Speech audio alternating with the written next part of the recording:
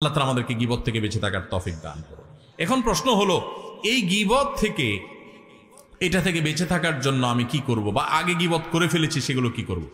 কোনো মানুষের গীবত করে ফেললে আল্লাহর কাছে তার জন্য মাপ চাইবেন।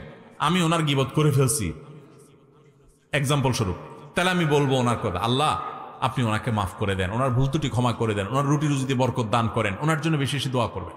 এটা গীবতের কাফফারা ইনশাআল্লাহ। আরেকটা হলো, গীবত হয়ে গেছে, তওবা তো করবেন, এই লজ্জিত আল্লাহর কাছে মাপ চাইবেন।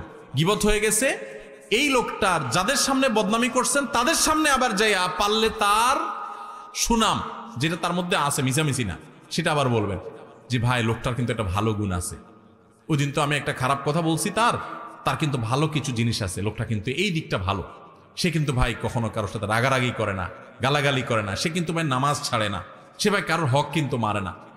তাহলে এটা কিছুটা হলেও তার ক্ষতিপূরণ হবে।